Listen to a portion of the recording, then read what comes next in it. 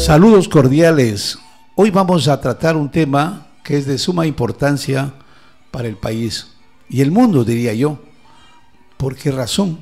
Porque simple y llanamente, o desgraciadamente, por nuestro Ecuador se transita y se exporta el 72% de la droga que consume el mundo.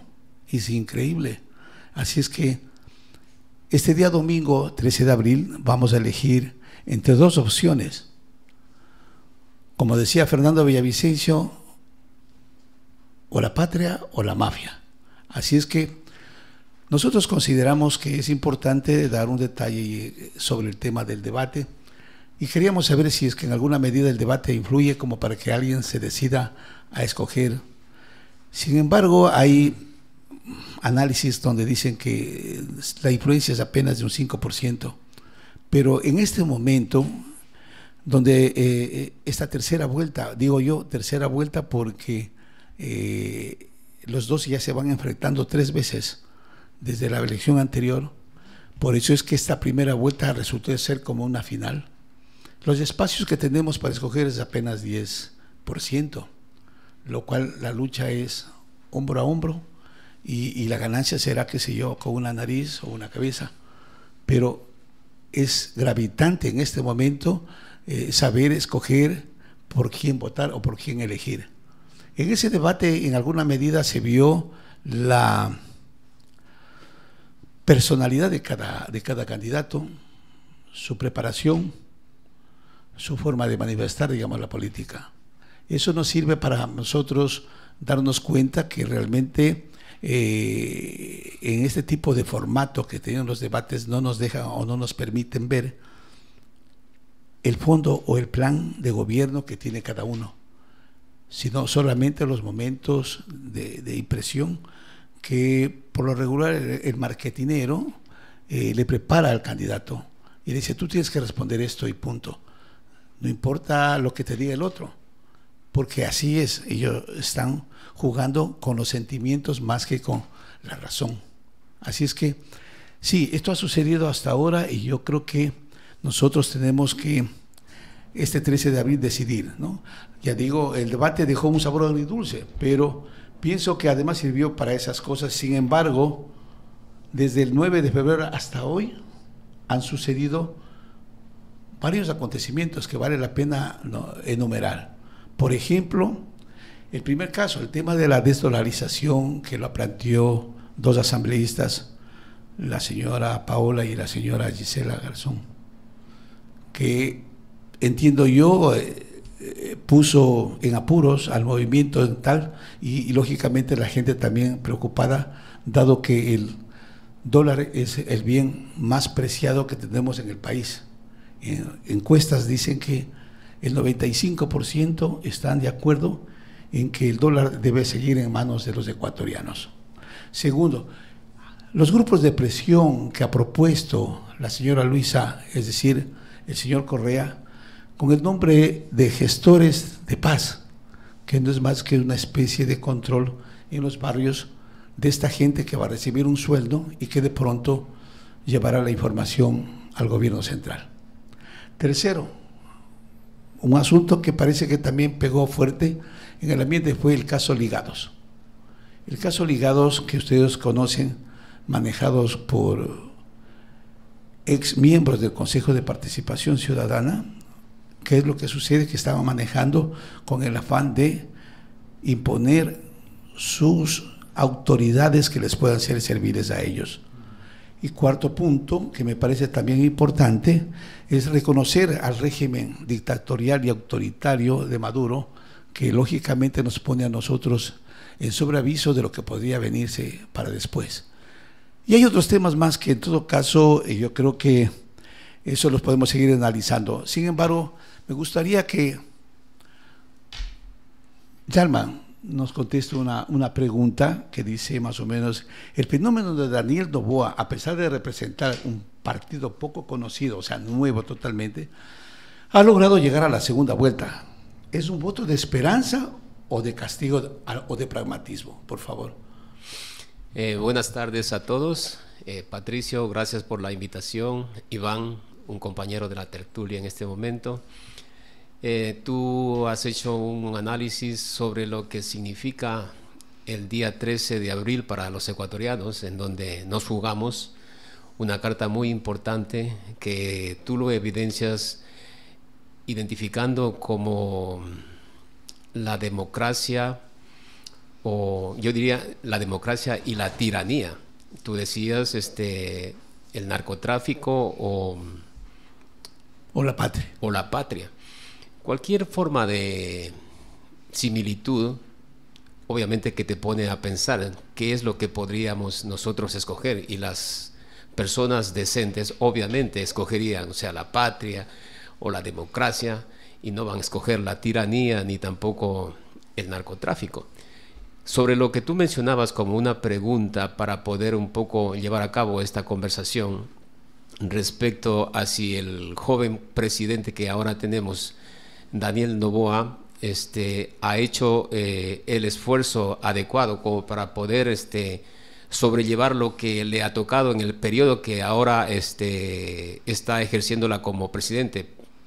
Yo pienso que sí, ha hecho cosas que no fácilmente un mandatario tomaría como una opción, y el caso más emblemático, llamemos así, fue el haber impedido que una persona sentenciada no porque él lo está sentenciando, sino más bien porque la justicia ya lo había sentenciado, y se encontraba un poco burlando la justicia en la Embajada de México.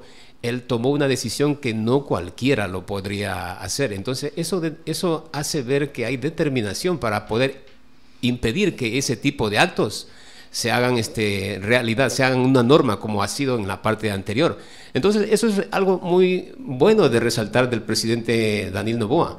Otro hecho, luego de eso, el definir a los grupos organizados terroristas, eso fue también algo muy ejemplar, porque él está tomando una acción que no está yendo con medias tintas para decir, bueno, son gente que debemos, como en otros lados dicen, debemos darles abrazos, porque si no, de esa manera la gente va a reaccionar acorde a sentimientos. No, aquí hay un daño que está hecho en la sociedad, y el daño hay que corregirlo de alguna forma. En principio tendrá que ser drástico, para luego poco a poco, a través de los proyectos que se desarrollen, poder insertar, si se puede, a esa gente para que sea parte del tejido social que ayuda a la sociedad a llevar adelante a este hermoso país que tiene de todo para poder surgir. Y lo malo es que ha tenido políticos que lastimosamente han dañado sobre todo a la sociedad, a los niños, y ese es el problema, que este joven presidente trata de superar haciendo cosas que para mí son muy importantes hasta la presente. Iván, una pregunta. ¿Tú crees que Daniel Noboa ha tenido más aciertos que errores? Bueno, el tiempo que ha dispuesto o ha tenido la oportunidad Daniel Noboa de estar en la presidencia es relativamente corto, si tenemos en cuenta el legado que recibió de parte del gobierno anterior. Entonces yo creo que él ha tenido, viendo desde ese punto de vista, ¿no?, él ha tenido aciertos, como bien decía Yanma. O sea, él tomó decisiones drásticas donde debía haberlas tomado, cosa que difícilmente hubieran tomado otros tipos de autoridades. Bien mencionó prácticamente el caso de la Embajada de México, a pesar de que después hubo amenazas que se iban a tomar el puerto de México, donde cual influenciaba el expresidente de la República. Hubo también la parte de estos grupos irregulares que están interviniendo aquí en el país, que prácticamente en la época del señor Correa prácticamente le llamaban como Boy Scouts, ¿no es cierto? Y les daban toda la facilidad para reinsertarlos en la sociedad, y es así como les dio personalidad jurídica al grupo Latin King, y cogió a uno de esos elementos para meterlo al asambleísta, y así fue, Ronnie Aliaga, que hoy está prófugo. Entonces, ese tipo de decisiones no son para proponer a prueba, esperando que cambien, sino que son decisiones que deben tomar de forma drástica, y es lo que hizo prácticamente el presidente Noboa. Qué bien. Sí, yo creo que Noboa en alguna medida en este corto tiempo, y todos sabemos que él no tenía o no estaba preparado para asumir la presidencia, porque su plan era, entiendo, luego de este proceso. Sin embargo, pienso que se ha ido desenvolviendo bien y mejorando su trabajo porque las condiciones le exigen y lo obligan. Sí. Una cosa quisiera recalcar sobre este punto de terroristas. El momento en que Daniel Noboa, el presidente, declara al grupo terroristas, desde el término de terroristas, cambia el panorama completamente en la forma de operación en temas de seguridad ciudadana. Al declarar terroristas se convierte en grupos de amenaza a nivel internacional, y eso da opción a que países del extranjero, prácticamente otros países o otros gobiernos, puedan intervenir en combatir esa amenaza que se ha presentado en un país determinado, en este caso el Ecuador.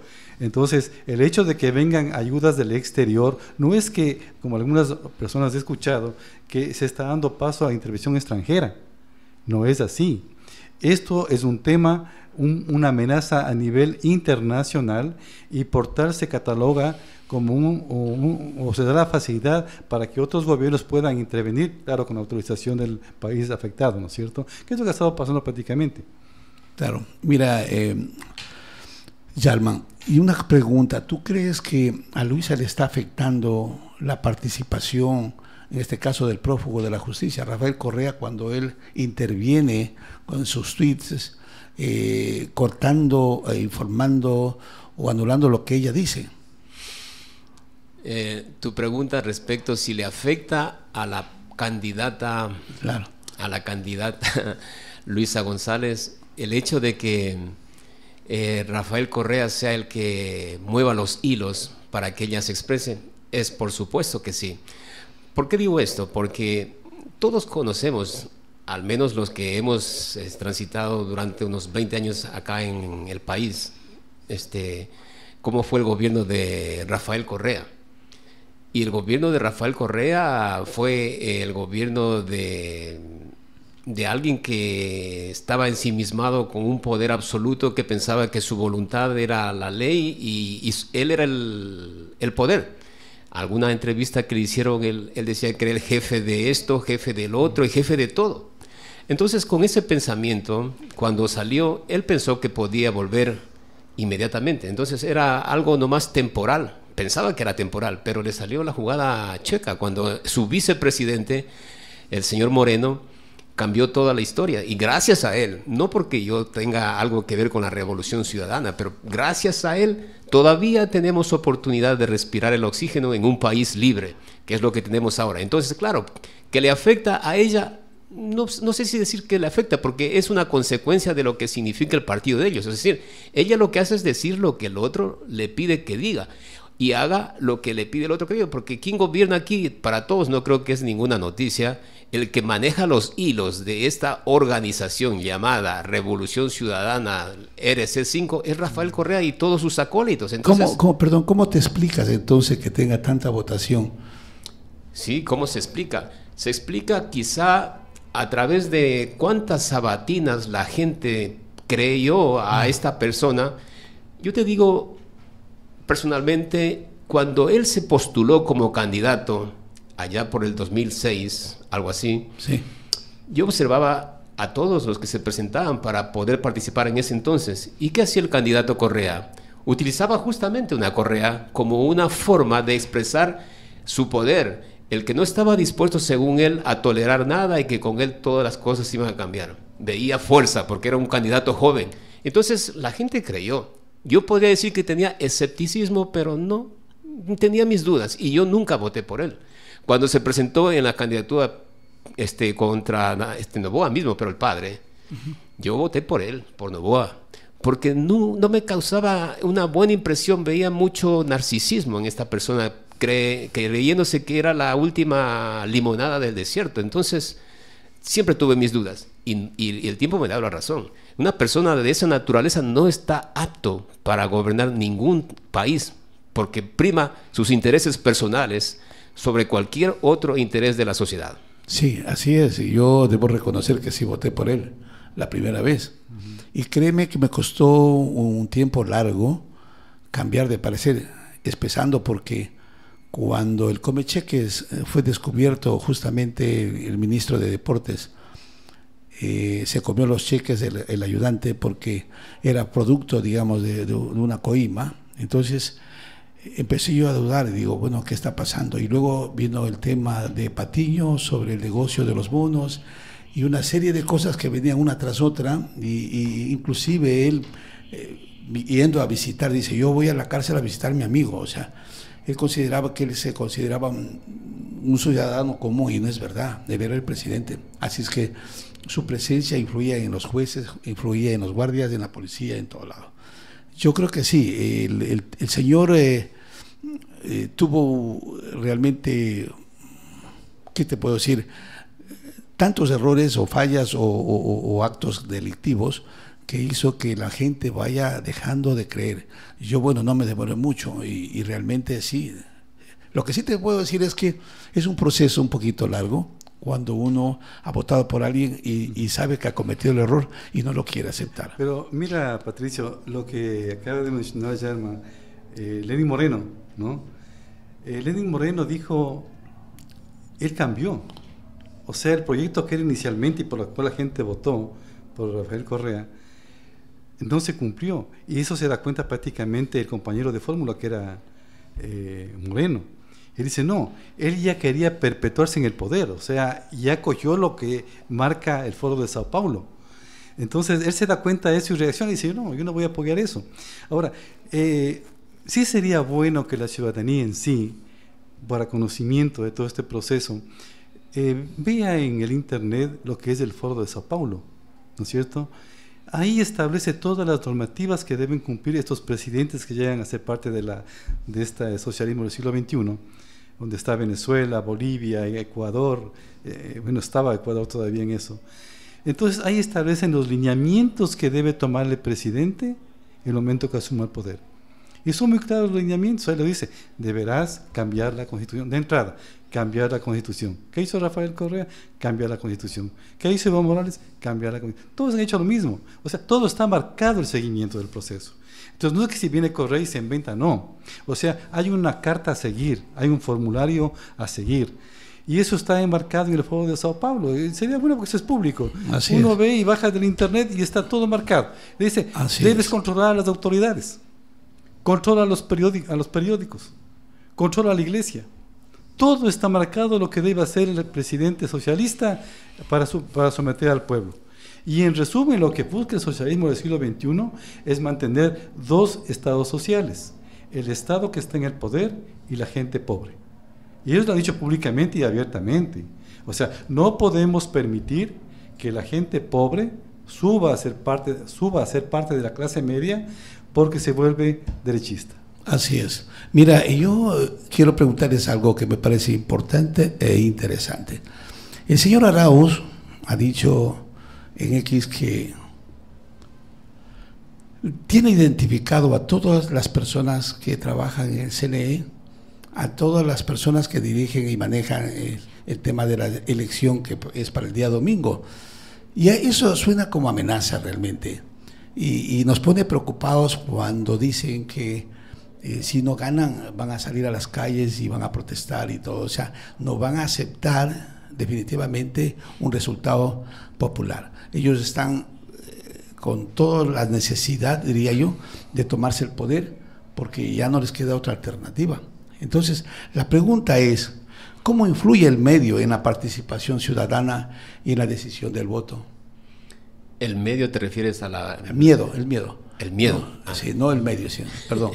El miedo. ¿Ya? El miedo, claro que tiene influencia. Actualmente, el miedo como tal es una forma de controlar tu comportamiento. Lastimosamente, esto se ve así todos los días, y más en los lugares en donde el grupo de gente que genera este tipo de pánico, de terror, conviven. Entonces, vamos a pensar una ciudadela X en Guayaquil, alejada, en donde un porcentaje alto de la gente que vive ahí se dedica a actividades delictivas, otro tanto quizá no, pero todos se ven envueltos en esa situación. Entonces, el miedo, vamos a decir que hay un 20%, siendo generosos, de gente que no está en ningún tipo de problemas y que quiere hacer las cosas bien. ese 20% como tal va a verse complicado, porque el 80% de la gente que está ahí en ese grupo, si no actúas de la forma que te piden, entonces tendrán consecuencias. Y las noticias todos los días nos dicen de que fulano o sutano murió en tal forma porque no estuvo alineado por tal o cual cosa. Entonces se juega los territorios, porque la venta de la gente, ¿qué producen ellos? Producen terror. Entonces, ¿cuáles son los servicios que ellos brindan? Extorsión, secuestro, drogas, lavado de dinero. Y si tú no te alineas con esa gente, entonces el resultado es que tienes que estar bajo tierra porque no eres partícipe de ese ambiente. Sí, Iván. Mira, se ha hablado últimamente sobre crear los agentes de paz. Los agentes de paz con miras a organizar la población, a organizar la comunidad, a organizar los barrios. Este punto yo le voy a tocar en una forma lateral con la policía comunitaria. A ver, la policía comunitaria que están ahora a través de las UPCs es un proyecto nacido en Israel, es un proyecto que se estableció aquí en el Ecuador con miras de que la ciudadanía participe en la seguridad ciudadana. En Israel se bajó el número de policías por habitante, porque la policía era parte de, ¿no es cierto? Entonces, las unidades de policía comunitaria están dentro de un plan de seguridad ciudadana que establece la relación, una trilogía entre la autoridad, el policía y la comunidad. Los tres puntos son el apoyo para la seguridad ciudadana. Si uno no funciona, no hay seguridad ciudadana. Entonces, ¿qué sucede? Que a través de la policía comunitaria se establece una organización civil en la cual cada barrio, cada sector donde opera la UPC, en su territorio que opera la UPC, tiene una directiva ciudadana, en la cual Correcto. Hay un presidente, un secretario, todo, y estas personas establecen los problemas que existen en el barrio y coordinan con la policía de tal manera de poderlo solventar. ¿A qué voy con esto? Digamos que en una calle se están produciendo robos en el barrio y están produciéndose asaltos, robos. Coordinan con la policía y la directiva de la UPC para que la institución correspondiente les ponga alumbrado público. Si la vía está en mal estado, coordinan con el municipio a exigir al municipio que les pavimente la vía. Es decir, mejorar las condiciones de vida de la gente en forma organizada. Esto es lo que busca la policía comunitaria a través de la organización civil. Yo tuve la oportunidad de estar dirigiendo las unidades de policía comunitaria tanto en el sector urbano como en el sector rural, que eran alrededor de 50 unidades de policía comunitaria, en las cuales se creó directivas en cada UPC. Y nos reuníamos en el comando provincial para conversar, analizar las situaciones de cada barrio, del sector rural. ¿Siguen funcionando todavía? A eso quiero llegar, Patricio.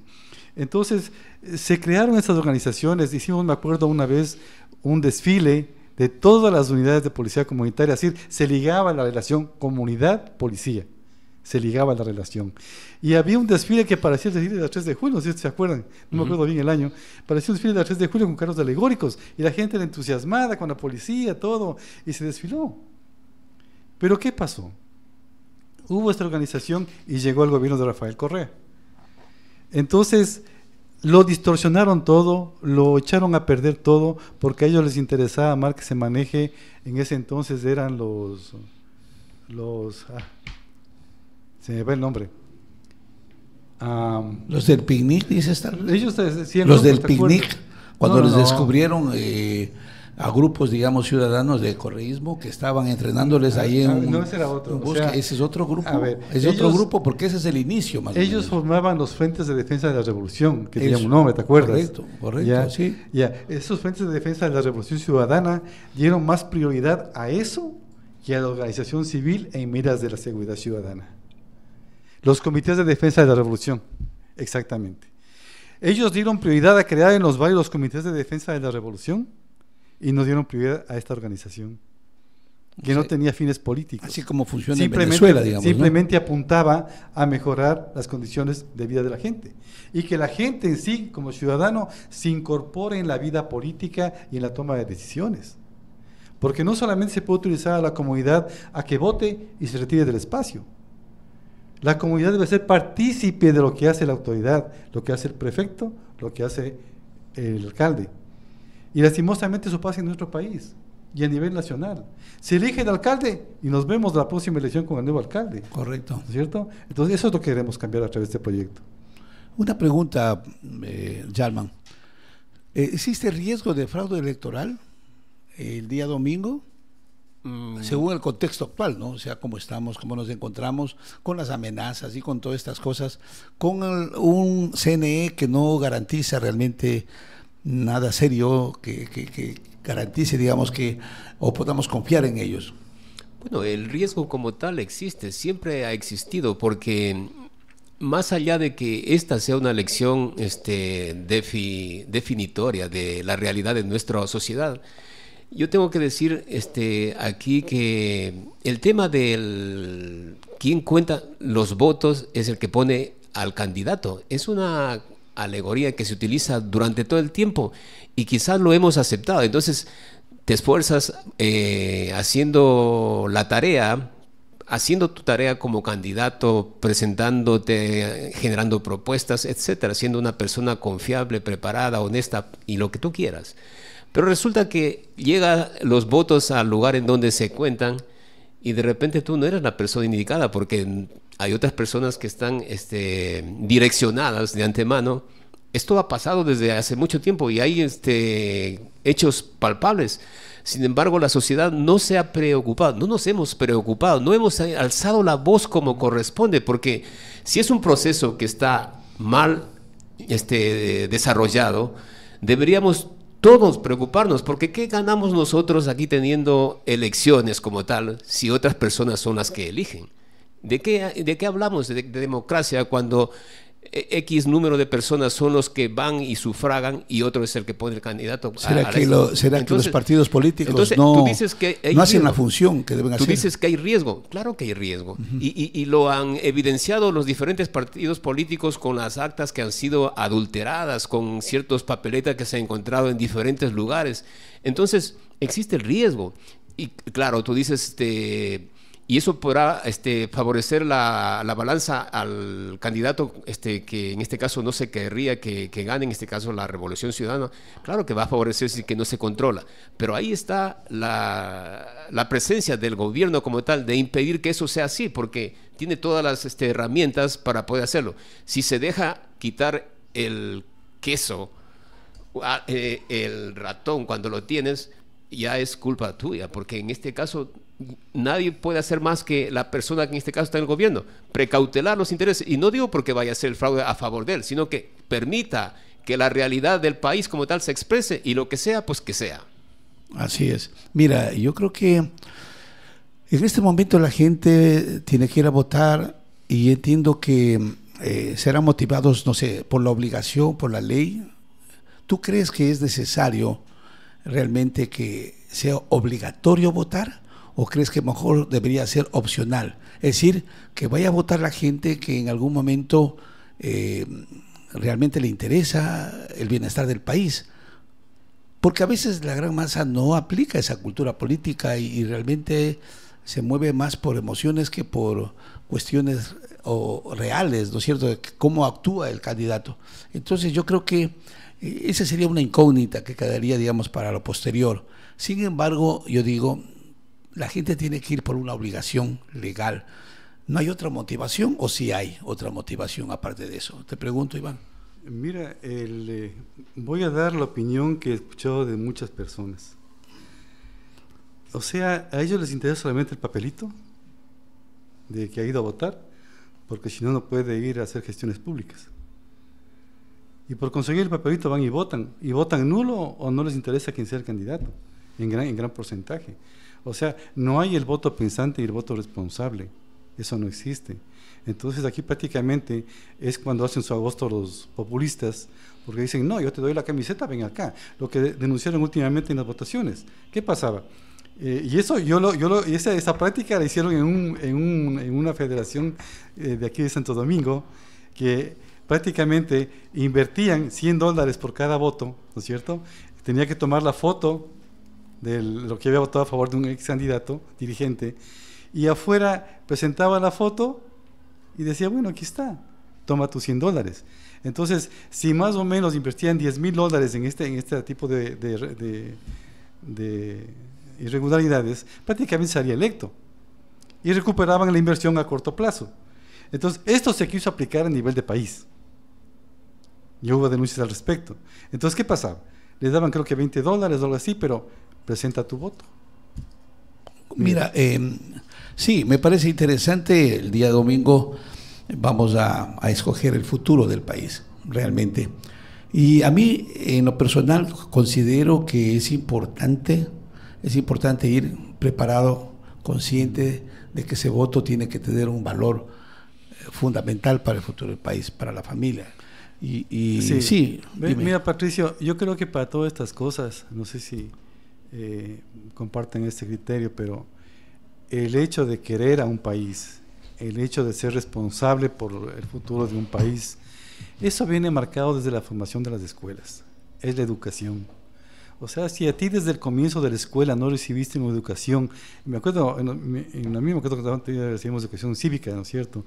Esa materia cortaron, pero yo veo cómo forman en otros países.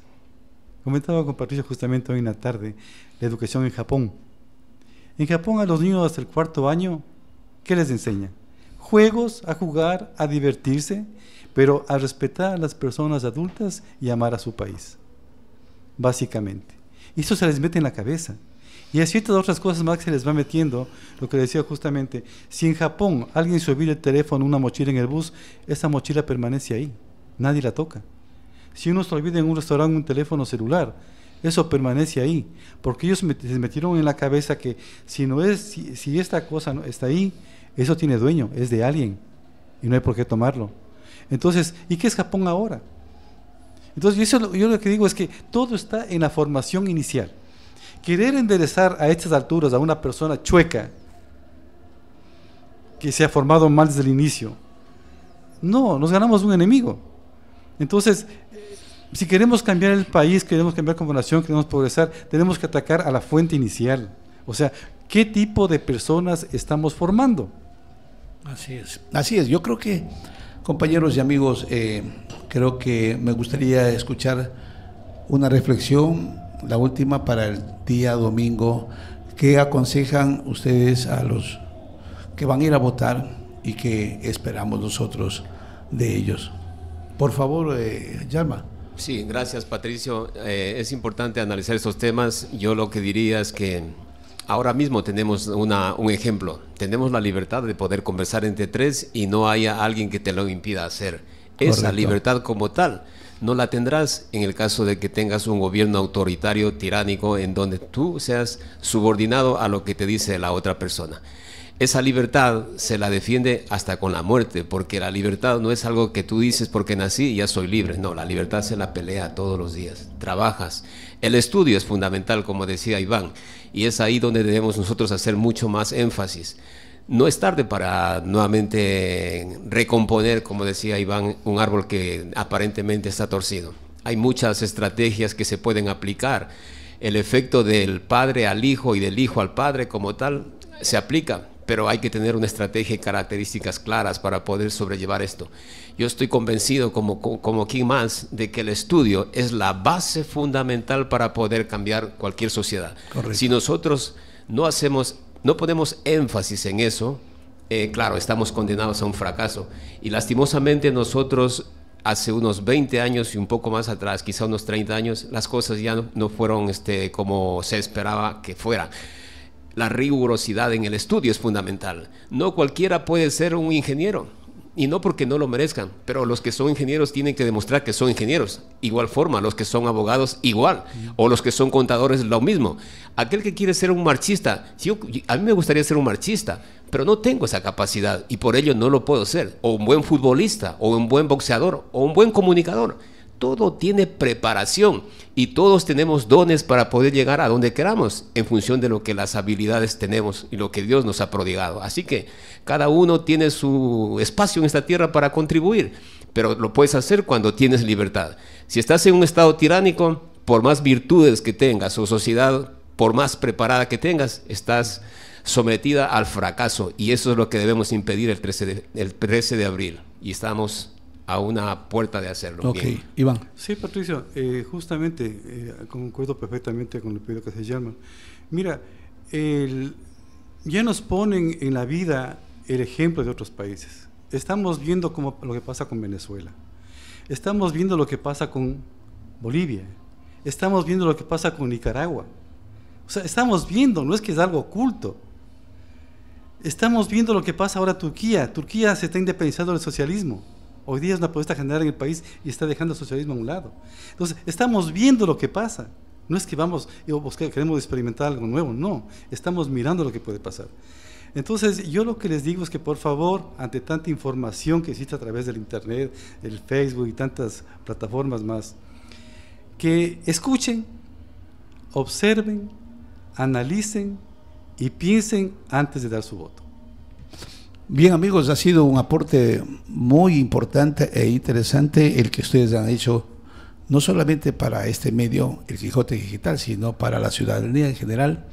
Yo les quedo muy agradecido y realmente esperemos que no sea la última vez. Esperemos vernos el día lunes y poder analizar el resultado, que ojalá fuera favorable a la propuesta hecha por la democracia, diría yo, más que por el candidato en sí. Tenemos que pensar en eso, como tú acabas de decirlo, Yalma. La libertad es tan importante, es lo único que nos puede permitir, digamos, ser libres, ¿sí? O sea, de pensar que tengas que pedir permiso o que tengas que esconderte para decir algo terrible, o saber que a lo mejor estos gestores de paz puedan surgir en la misma familia y que te denuncien y te delaten, como sucede o sucedido en Cuba, como sucede en Venezuela. Así es que sí, yo pido a los ciudadanos que el día domingo fueran a votar con conciencia, con transparencia, con fe y con seguridad de que una democracia siempre será, aunque sea perfectible, siempre será mejor que una tiranía, un gobierno autoritario.